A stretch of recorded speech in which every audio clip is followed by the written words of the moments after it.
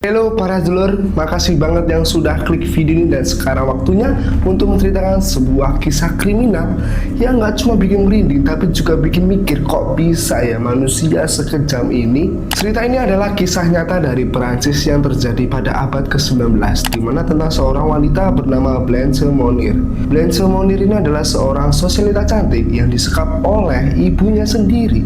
Ya, kamu gak salah denger ini. Jadi Blanche ini disekap oleh ibunya selama 25 tahun dan ditemukan dalam kondisi yang bisa bikin semua orang trauma loh. Nah, kalau kalian ingat loh dengan kisahnya Elisabeth Fritz, perempuan Austria yang dikurung sama ayahnya pada waktu itu. Jadi ini nuansanya hampir mirip dengan kisahnya Elisabeth Fritz, tapi yang membedakan itu adalah Blanche disekap dalam rumah bangsawan di mana masyarakat sangat menghormati keluarganya.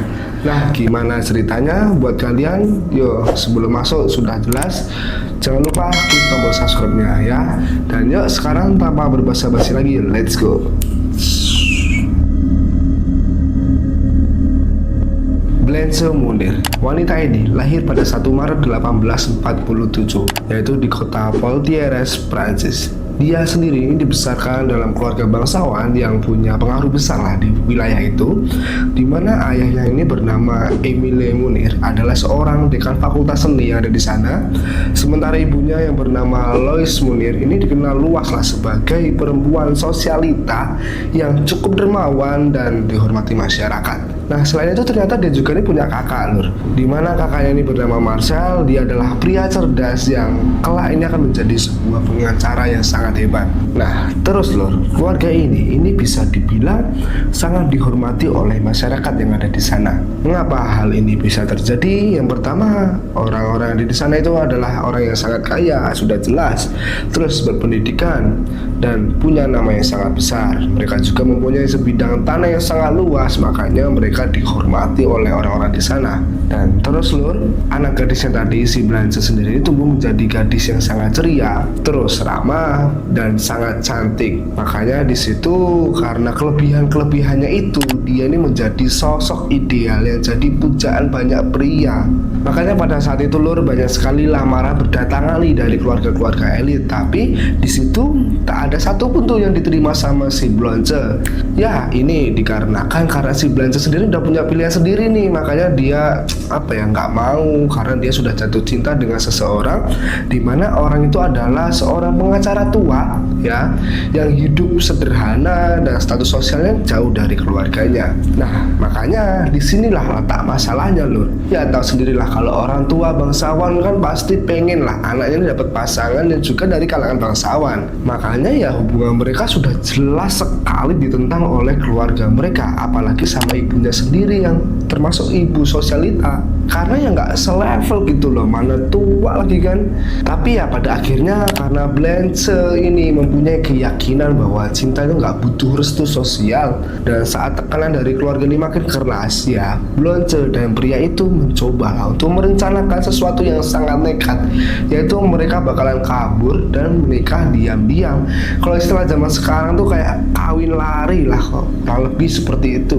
Terus ya singkat cerita lur, saat mereka akan kabur untuk kawin lari seperti yang gua bilang tadi, ternyata rencana mereka ini ketahuan sama pihak keluarga. Dan sejak saat itu ya hidup Blanche ini sangat berubah total, berubah drastis, dimana gelap. Terus si Blanche ini juga hidupnya sangat-sangat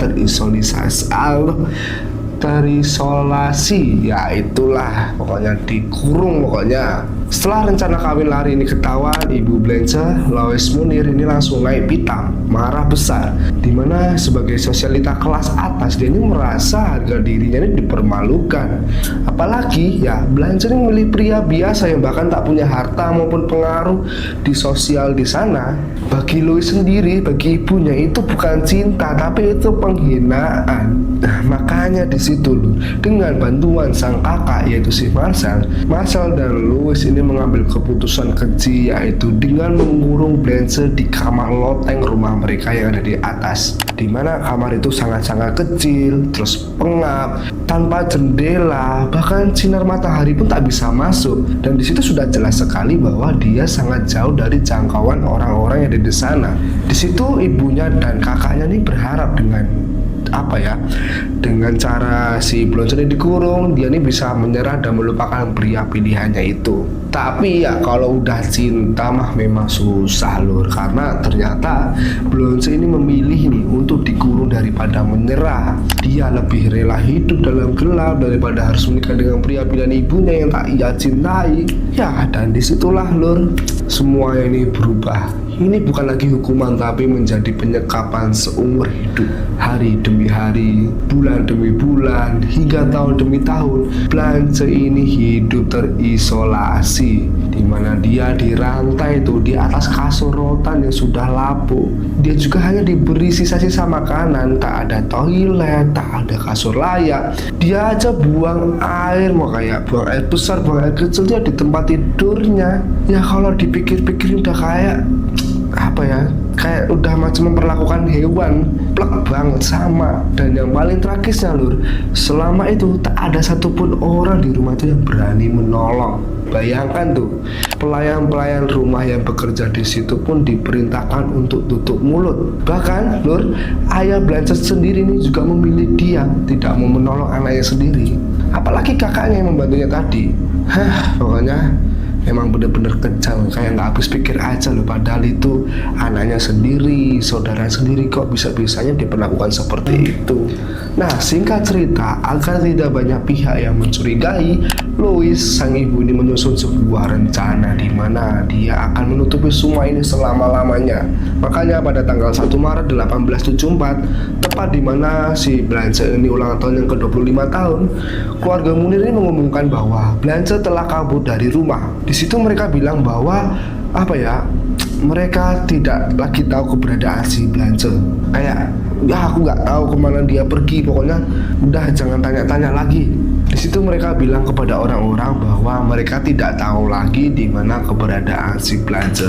Di situ ya sudah jelas lah, namanya masyarakat kan, masyarakat polos, tentu percaya aja kan. Ya kali ada yang mau curiga sama keluarga yang katanya terhormat, berpendidikan dan dermawan, kan nggak mungkin ya. Bahkan ya saat ayah Blonce ini meninggal pada 1890, rahasia itu tetap saja terkubur, tersimpan rapi, tidak ada satupun yang mengetahui. Ya makanya tahun demi tahun berganti, tak ada satupun tuh orang yang mempertanyakan kemana sih perginya si Blonce, sang putri keluarga bangsawan itu.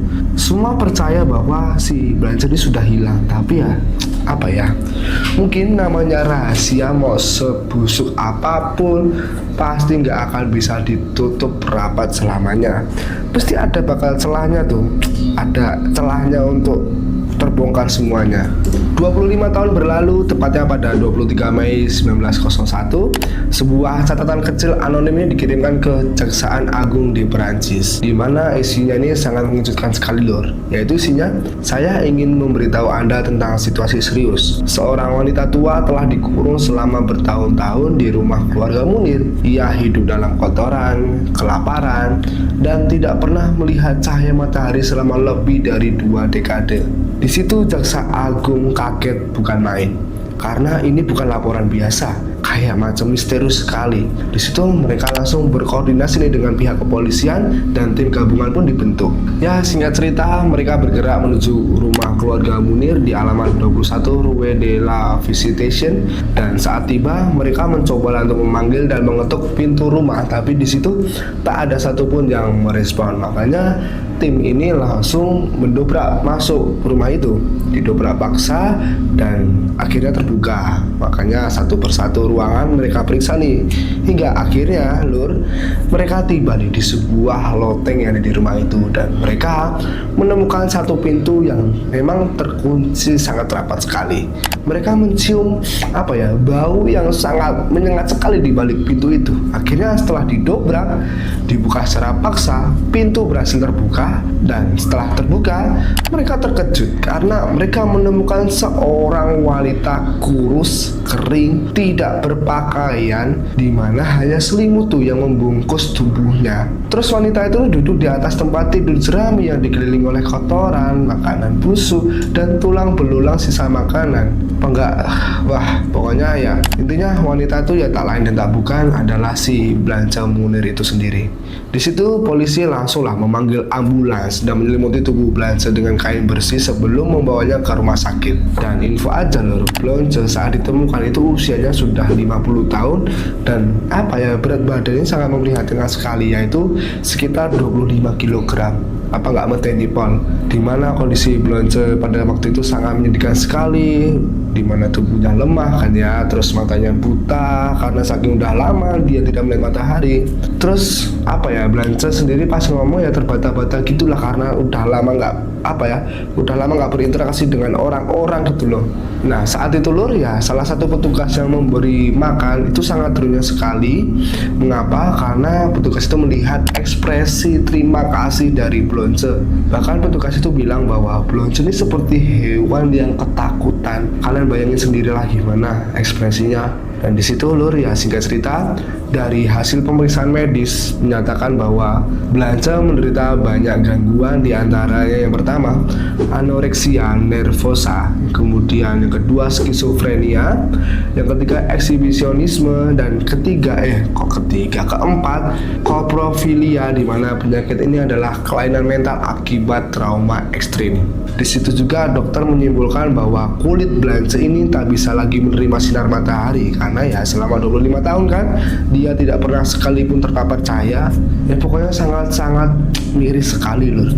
Dan ya setelah kejadian itu Louis Munir dan Marcel Munir, yaitu ibunya dan kakaknya, itu langsung ditangkap ya atas tuduhan penyekapan dan tindakan tidak manusiawi. Warga yang mendengar ini langsung marah besar. Mereka berkumpul di depan rumahnya Munir kayak macam demo gitu. Di situ seluruh Perancis ini tentu menjadi sangat heboh karena sosok keluarga terhormat yang dulu ia elu-elukan ternyata itu adalah keluarga yang sangat jahat sekali, ya sangat jahat, dimana mereka kok bisa dengan sangat teganya menyekap gadisnya yaitu si Blanche selama 25 tahun. Ya 15 hari setelah penangkapan, tepatnya 9 Juni 1901, Louis Munir ini meninggal dunia karena serangan jantung. Sedangkan kakaknya ini harus menghadapi persidangan seorang diri lur. Di situ pada saat persidangan kakaknya ini sempat berdalih bahwa Blanche ini mengalami gangguan jiwa pak, dan penyekapan itu atas keinginan ibunya sendiri, bukan atas kemauan saya. Pokoknya nggak masuk akal lah. Tapi ya di situ jelas si jaksa mesti berpikir dua kali lah. Dan di sini lur, pokoknya sayang banget ya karena pada saat itu tidak ada pasal spesifik tuh mengenai kasus penyekapan anggota keluarga. Makanya Marcel ini hanya dihukum 15 bulan penjara. Kalau secara logika ini sudah jelas sangat sitik banget dibanding dengan apa yang dia lakukan. Kayak nggak adil aja, ya nggak sih? Kalau menurut kalian sendiri harusnya pantasnya tuh berapa? Nah di lain tempat lur, Blanche setelah dibebaskan dia ini dirawat di rumah sakit jiwa di Bois, Perancis. Namun karena trauma yang sangat mendalam yang ia alami selama 25 tahun, pasti sudah tentu dia tak bisa dengan sangat mudah sembuh dari trauma tersebut. Hingga pada akhirnya Blanche Munir ini meninggal dunia pada tahun 1913 di usia yang ke-66 tahun. Jadi ya kurang lebih seperti itu para sedulur. Menurut kalian apa sih pelajaran yang bisa kalian petik dari cerita ini? Tulis di kolom komentar ya. Dan buat kalian terima kasih banyak udah mau nonton video ini. Jangan lupa klik tombol subscribe-nya, sudah jelas. Jangan lupa di like, share, dan nyalakan tombol notifikasinya biar kalian tidak ketinggalan cerita-cerita menarik lainnya. Ya sekian lur, gua Mas Sopet pamit undur diri dan see you.